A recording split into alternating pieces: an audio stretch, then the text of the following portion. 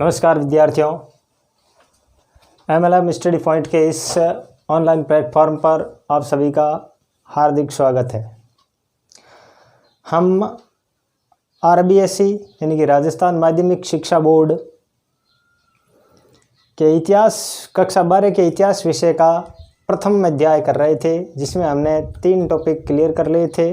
जिसमें हमने पढ़ा था साहित्यिक स्रोत, और साहित्यिक स्रोत में हमने पढ़ा ब्राह्मण साहित्य में पढ़ा हमने बौद्ध साहित्य, जैन साहित्य, और उसके अलावा हमने धार्मिक साहित्य के अलावा धर्मेतर साहित्य का ऐतिहासिक जो ग्रंथ है वो पढ़ लिए थे। आज हमारा जो बिंदु रहेगा वो विशुद्ध साहित्यिक ग्रंथ रहेंगे। तो विशुद्ध साहित्यिक ग्रंथ ये हमारा आज का टॉपिक रहेगा, और ये भी पाठ प्रथम अध्याय ही है। तो प्रथम अध्याय का ही है ये, जिस प्रथम अध्याय का नाम है भारत का वैभवपूर्ण अतीत। भारत का वैभवपूर्ण अतीत, ठीक है। उसके बाद हम पढ़ेंगे विशुद्ध साहित्यिक ग्रंथ पढ़ेंगे। भारतीय इतिहास को जानने के स्रोत हम पढ़ रहे हैं।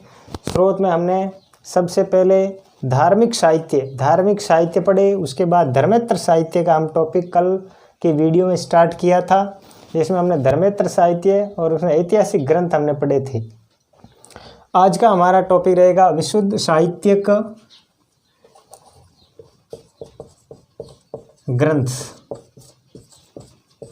विशुद्ध साहित्यिक ग्रंथ में भी अनेक नाटक, कथाएं, कथा को संस्मरण आदि लिखे गए हैं, और ये उस समय के लिखे गए हैं तत्कालीन शासक और उसके दरबार में रहने वाले दरबारी जो उन राजाओं और महाराजाओं की विजय गाथाओं का उल्लेख अपने ग्रंथ में किया है। ऐसे ही हम अगर बात करें तो पाणिनि की अष्टाध्यायी, ये सिर्फ इसमें ग्रंथ ही पढ़ने हैं। कौन कौन से विशुद्ध साहित्य ग्रंथ हैं, तो हम ग्रंथों के 10-12 ग्रंथ हैं उनके नाम लिखेंगे। पाणिनि की अष्टाध्यायी, उसी प्रकार बात करें पतंजलि का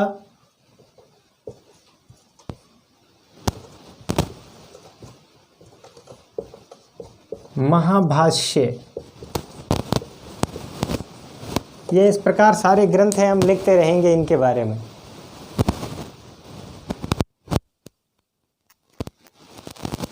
ग्रंथ में पाणिनि की अष्टाध्यायी, पतंजलि का महाभाष्य, इसके अलावा गार्गी संहिता, कालिदास का मालविकाग्निमित्र, विशाखदत्त का मुद्रा राक्षस, शूद्र का मृच्छकटिकम। देखिएगा, ये है पिछले एग्जाम में पूछा गया था कि मृच्छकटिकम के रचयिता कौन है, तो शूद्रक है। फिर मेधातिथि की मिताक्षरा, कामंदक की नीतिसार। फिर हम कथा साहित्य या कोश साहित्य की बात करें, कथा या कोश साहित्य, तो इसमें विष्णु शर्मा की पंचतंत्र, गुणाढ्य की कथा मंजरी, शिवेंद्र की व्रत कथा मंजरी, सोमदेव की कथा सरित सागर और अमर सिंह का अमरकोश। ये सारे विशुद्ध साहित्यिक ग्रंथ हैं जो भारतीय इतिहास को जानने के प्रमुख स्रोत हैं। इन चीज़ों को आप नोट डाउन करें।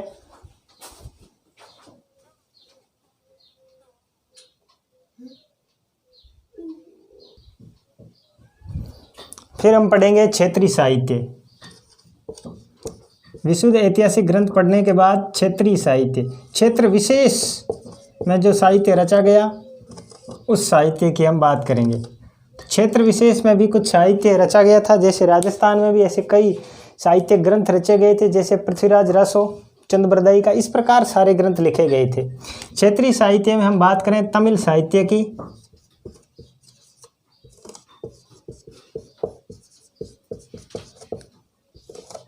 तमिल साहित्य को संगम साहित्य भी कहा जाता था। संगम साहित्य भी कहा जाता है। तमिल साहित्य को संगम साहित्य इसलिए कहा जाता है कि संगम वंश के राजा या विजयनगर के शासकों की जानकारी इस समय इन साहित्यों के द्वारा या इन तमिल ग्रंथों के द्वारा मिलती हैं। तमिल साहित्य की बात करें तो यह तमिल शासक कृष्णदेवराय के समय के बारे में अधिक जानकारी यहाँ से हमें प्राप्त होती है। तो दुर्जटी द्वारा लिखित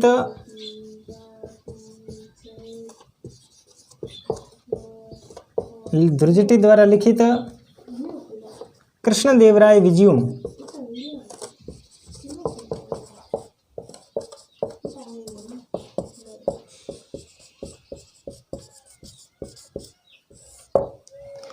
विजयम से चोल शासकों की, पल्लव शासकों की, या फिर यूं कह दें कि विजयनगर के जो शासक हुए हैं उन शासकों की या दक्षिण भारत के शासकों की जानकारी हमें तमिल साहित्य से मिलती है। और दुर्जटी द्वारा लिखित कृष्णदेवराय विजयम से तो विजयनगर के जो शासक हुआ है, संगम वंश का शासक कृष्णदेवराय, उसके बारे में ऐतिहासिक जानकारी हमें प्राप्त होती है।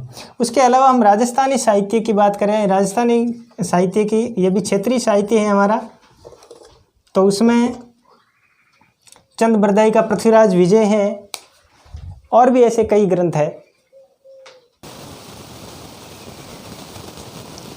क्षेत्रीय साहित्य में हमने तमिल साहित्य पढ़ा, उसके बाद राजस्थानी साहित्य, तो चंद बरदाई का पृथ्वीराज रासो, जिसमें अजमेर के चौहान शासक पृथ्वीराज और उसके मित्र चंद बरदाई द्वारा जो लिखी गई ग्रंथ है, इनकी पृथ्वीराज चौहान की विजय गाथाओं का वर्णन,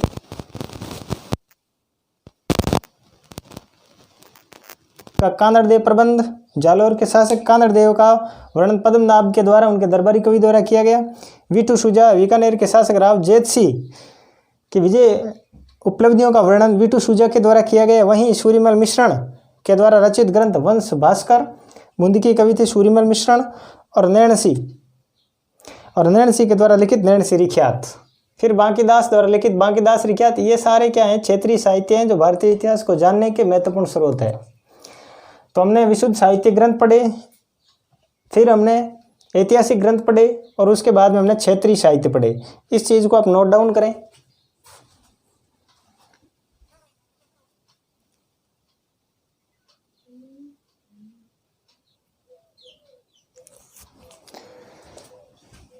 यूनानी साहित्य में सबसे पहले हम बात करते हैं यूनानी लेखकों की, जिसमें टेशियस, हेरोडोटस, निडाकस, अरिस्टोब्यूलस, आनेक्रिट्स, स्ट्रेबो, एरियन और स्काइलैक्स प्रमुख यूनानी विद्वान हैं। इन यूनानी विद्वानों ने कौन कौन से ग्रंथ रचे, तो उसमें से सबसे इम्पोर्टेंट पुस्तक है वो मेगस्थनीज की इंडिका है। चंद्रगुप्त मौर्य के समय जो यूनानी राजदूत उनके दरबार में आया, मेगस्थनीज, उनके पुस्तक इंडिका है, जो तत्कालीन भारत की सामाजिक, आर्थिक और धार्मिक जीवन की जानकारी प्रस्तुत करती है। उसके अलावा टोलमी की ज्योग्राफी या भूगोल, प्लिनी द एल्डर की नेचुरल हिस्ट्री, स्ट्रेबो की भूगोल, पेरिप्लस ऑफ एरिथ्रियन सी, इसका मतलब है लाल सागर में नौकायन, जो उस समय यानी कि प्राचीन भारत में व्यापार और बंदरगाहों की जानकारी हमें इस पुस्तक से जानकारी मिलती है। यद्यपि इसका कोई लेखक का नाम नहीं मिलता है, यह अज्ञात लेखक या अज्ञात के द्वारा लिखी गई पुस्तक है, किसी लेखक का नाम यहाँ प्राप्त नहीं होता है। पेरिप्लस ऑफ एरिथ्रियन सी में हमें किसकी जानकारी मिलती है, तत्कालीन बंदरगाहों और विदेशी व्यापार के बारे में जानकारी हमें इससे प्राप्त होती है। तो ये यूनानी साहित्य में प्रमुख लेखकों की हमने बात की। टेशियस था, हेरोडोटस था, निडाकस था, एरिस्टोबुलस था, अनेक्रिट्स, स्ट्रेबो, एरियन और स्काइलैक्स था। फिर हमने सबसे इम्पोर्टेंट पुस्तक हैं वो चंद्रगुप्त मौर्य के समय जो उनके दरबार में आए लेखक या दार्शनिक, जिसका नाम था मेगस्थनीज, और उसकी पुस्तक थी इंडिका, वो सबसे इम्पोर्टेंट है। उनके अलावा टोलमी का भूगोल है, प्लिनी द एल्डर की नेचुरल हिस्ट्री, स्ट्रेबो का भूगोल और पेरिप्लस ऑफ एरिथ्रियन सी, ये प्रमुख पुस्तकें हैं। इसके अलावा हम बात करें चीनी विवरण, चीनी साहित्य भी रचा गया और चीन के कौन कौन से विद्वान इंडिया में आए थे, तो फाहियान चंद्रगुप्त विक्रमादित्य के समय ये भारत आए थे।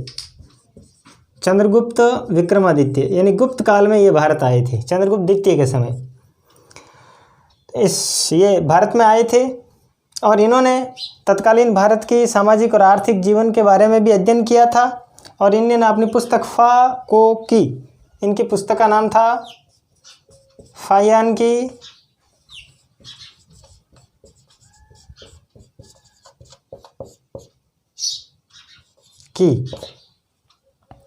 ये भारत में आए थे।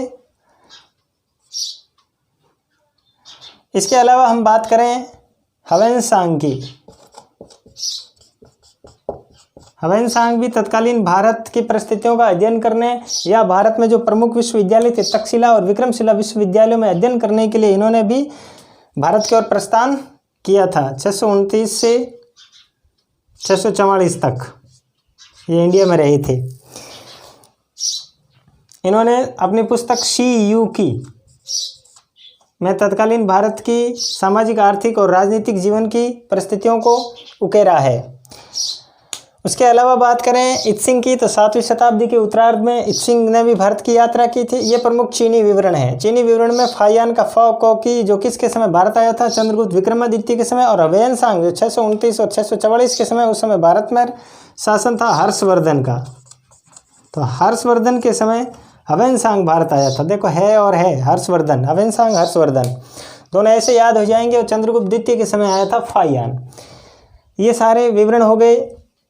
तो हमने उससे पहले पढ़ा विशुद्ध साहित्य ग्रंथ। विशुद्ध साहित्य ग्रंथ के बाद में हमने पढ़ा क्षेत्रीय साहित्य, और क्षेत्रीय साहित्य के बाद में पढ़ा हमने यूनानी साहित्य। यूनानी साहित्य के बाद चीनी साहित्य, और अगला हमारा रहेगा वो तिब्बती साहित्य रहेगा। इसको आप नोट डाउन करें जल्दी से।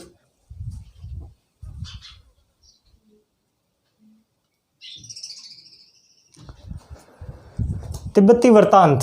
तिब्बती वृत्तांत में तारानाथ, लामा तारानाथ द्वारा रचित कंगयूर और तंगयूर सबसे महत्वपूर्ण ग्रंथ है तिब्बती वृत्तांत में, तिब्बती साहित्य में, जो भारतीय इतिहास को जानने के प्रमुख स्रोत हैं, तिब्बत के नहीं भारत के इतिहास को।